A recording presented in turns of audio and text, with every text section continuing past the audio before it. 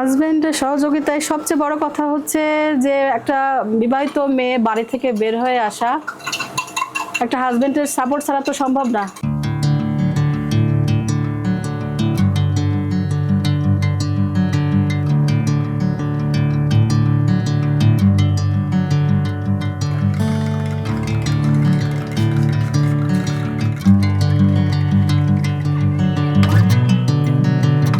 আমি 2007-এ SSC pass করি।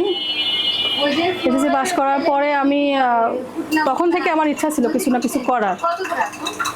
তো যাই হোক, সেখান থেকে সে সময় তো পুঁজি ছিল না। আমার বাবা একজন ট্রাক ড্রাইভার ছিল, বাবাও স্ট্রোক করে প্যারালাইসিস হয়ে পড়ে গেল।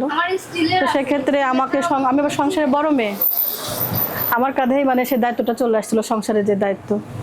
তো সেখান থেকে আমি ওই সময় কি করব, বসে থেকে তো সংসার চলবে না। তো সেই অবস্থায় আমি তখন একটা ক্লিনিকে ঢুকি নার্সিং শেখার জন্য। 1 বছরের একটা কোর্স করি।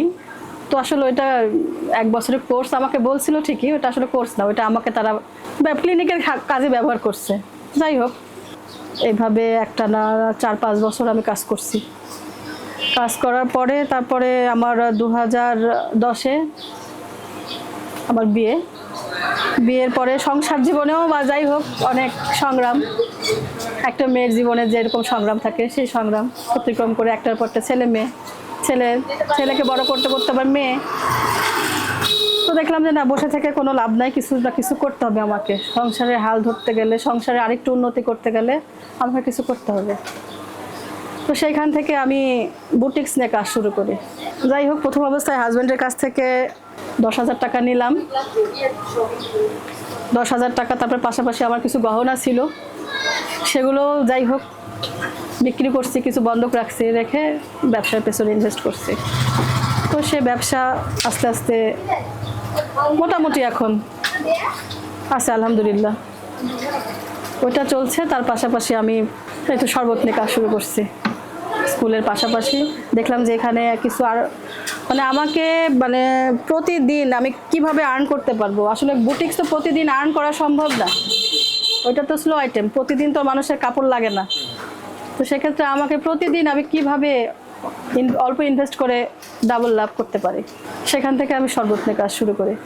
আসলে গরমের মধ্যে তো ঠান্ডা ঠান্ডা জিনিস খেতে সবারই ভালো লাগে। আমি সকাল থেকে অলরেডি 3 গ্লাস খাইছি, আর আমাদের তো স্পিড টেস্ট তো আরো অতুলনীয়।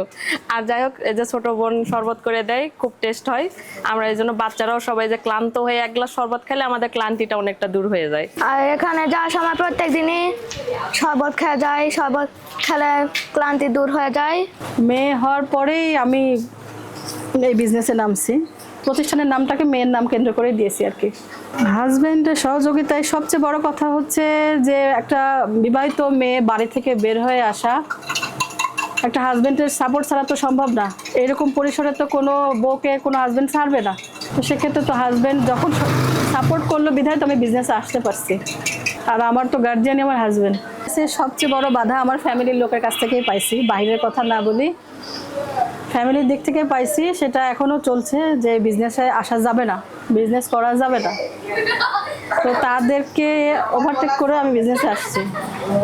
আমার মনে হয়েছে যে না, আমার কিছু করা দরকার। আসলে ফ্যামিলির লোকজন বলেই যে কিছু করা যাবে না, কিন্তু সাহায্য করার সময় এভাবে লোক পাওয়া যায় না। অনেক বিপদেও পড়ছি, দেখছি তো, বাইরের কথা কি বলবো। আমার ভেতরেই বাধা। এখন একটাই সান্ত্বনা যে আমার পাশে যে আমার হাজব্যান্ড, তার সাপোর্টই আমার বড় সাপোর্ট।